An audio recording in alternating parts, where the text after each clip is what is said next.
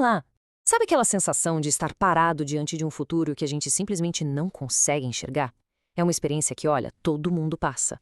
E essa incerteza, ela gera uma tensão, uma ansiedade sobre o que vem pela frente. A grande questão é como é que se encontra a paz quando não se sabe o que nos espera.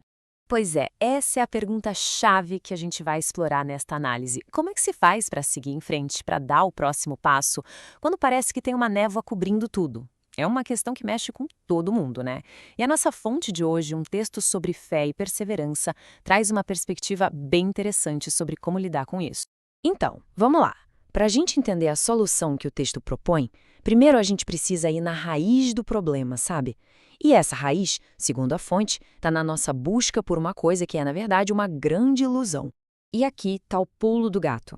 O texto que a gente está analisando diz o seguinte: a ansiedade não vem da incerteza por si só. Ela vem da nossa tentativa, quase sempre frustrada, de controlar aquilo que não dá para controlar. É essa briga, essa luta para tentar gerenciar um futuro que a gente nem enxerga, que acaba alimentando toda a nossa inquietação e o nosso medo. Agora, olha que interessante isso. O texto põe lado a lado duas maneiras bem diferentes de enxergar a vida. De um lado, tem a nossa visão, que é meio curta, né, focada aqui, no agora. E é isso que nos faz querer controlar tudo. Do outro lado, uma perspectiva muito mais ampla, que a fonte chama de visão divina, uma visão que consegue ver a jornada inteira. E claro, os resultados de cada uma são completamente diferentes. E essa necessidade de controle, essa falta de confiança no que a gente não vê, tem um preço, e um preço alto. O texto é bem claro, a incredulidade funciona como um obstáculo de verdade.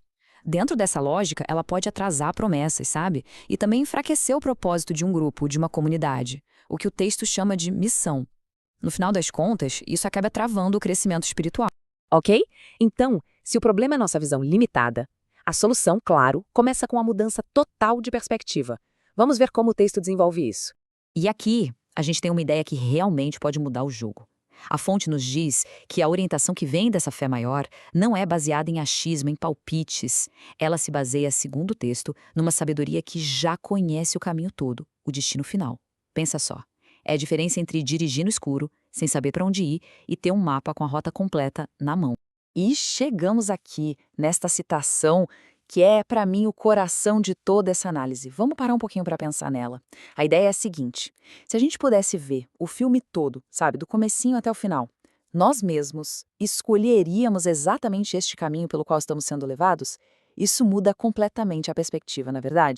Beleza. Com essa perspectiva nova na cabeça, a pergunta é: como é que se coloca isso em prática? A resposta, de acordo com o texto, está em construir um pilar, uma base bem forte na vida. E aqui o texto define confiança de um jeito bem interessante. Não é um sentimento passivo, tipo, eu sinto confiança. Não é uma escolha, uma ação. É o ato de literalmente abrir mão do controle. É render os nossos próprios planos, os nossos cronogramas e aceitar uma orientação maior, mesmo quando a gente não entende nada do que está acontecendo. Tá, mas como é que se pratica essa confiança no dia a dia? A fonte dá um roteiro bem prático. Primeiro, decidir conscientemente abrir mão do controle. É o ponto de partida. Segundo, cultivar a gratidão, mas de forma ativa. Terceiro, submeter os nossos próprios planos. E por último, que talvez seja o mais difícil, né? Perseverar com fé, principalmente quando o caminho parece não ter fim e está tudo incerto.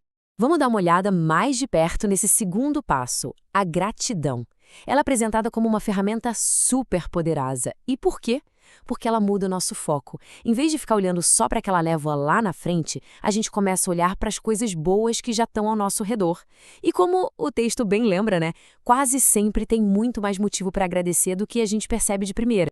E tudo isso nos traz para o fechamento da nossa análise de hoje. É aqui que a gente amarra todas essas ideias e encontra uma base bem sólida para seguir em frente, sempre dentro da perspectiva que a fonte nos apresentou. Olha, essa ideia aqui é fundamental, é algo para a gente guardar. Sabe quando a gente sente que as coisas estão demorando para acontecer?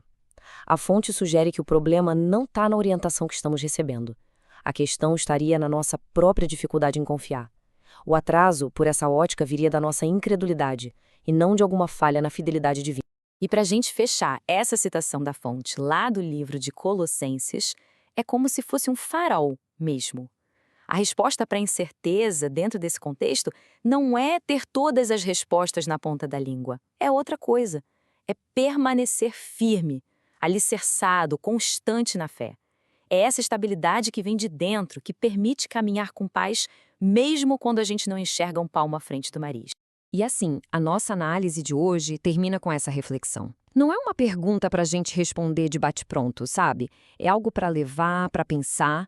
Em qual área da vida, agora mesmo, existe esse convite para soltar um pouco as rédeas e tentar caminhar com um pouco mais de confiança?